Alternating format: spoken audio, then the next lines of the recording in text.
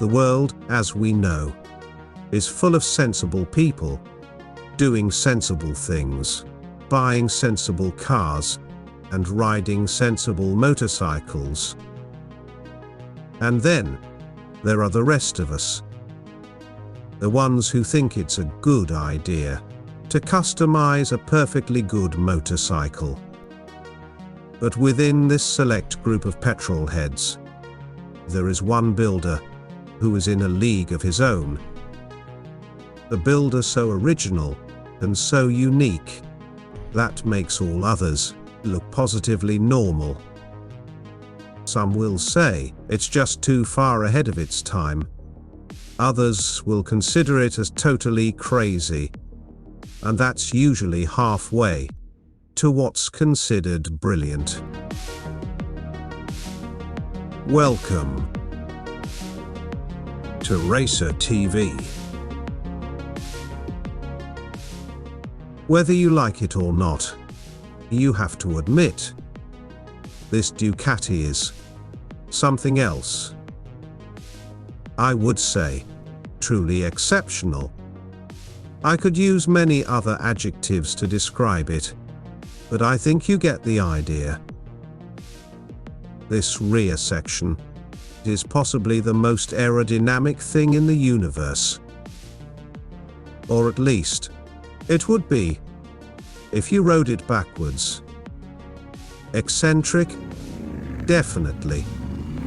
But there's a method to this madness, and I'll explain it eventually. This is the latest work by Fabrica. As usual, it is another amazing machine built in England by the talented brothers Gaz and Bujar Muharremi.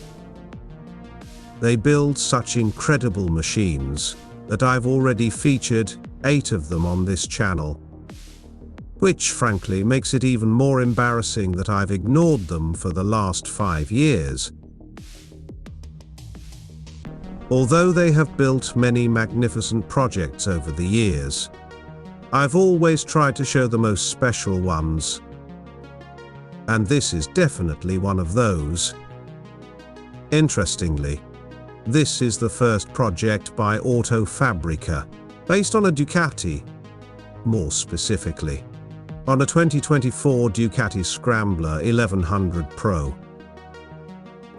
They started by lowering the front forks to create a more aggressive stance, but not before blacking out the front and rear suspension.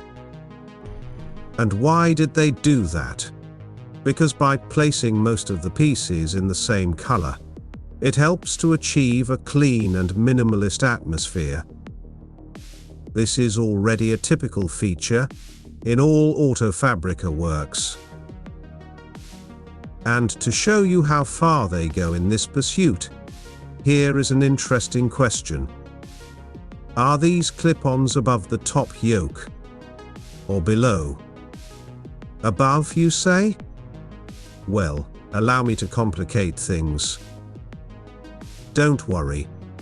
You don't need to change your glasses. The truth is that everything is integrated. One piece, machined from aluminum. But what a brilliant solution. Speaking of brilliant, your eyes have probably already been drawn to these curves on the titanium exhaust system. Notice the elegance of the curves. As always, they do it like no one else. Unlike the stock exhaust system, this one appears to be a single piece. I wonder how it can be removed from the engine with these screwed pins in the cylinders. Anyway, the subframe was obviously custom made. This also includes a new upper shock mount due to the installation of the new single-sided swing arm from a Ducati Hypermotard 821. Yes, these wheels are made of carbon fiber and built to spec by Rotobox. The fenders and bodywork are also carbon fiber. which makes us wonder, what is the current weight? And I can only say, it's unbelievably low, especially after we know the weight of the original version. But now, let's talk about aesthetics. When I look at these lines, I can't fit them into a single style.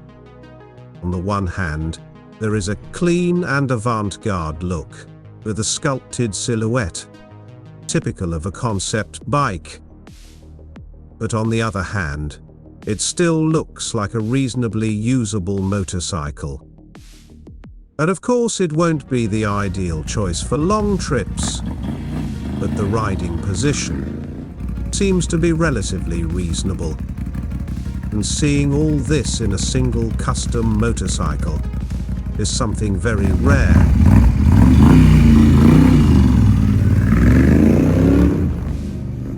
What is equally rare is seeing the final work be even more attractive than the initial design. Personally, I think this detail between the seat and the fuel tank makes everything much more interesting.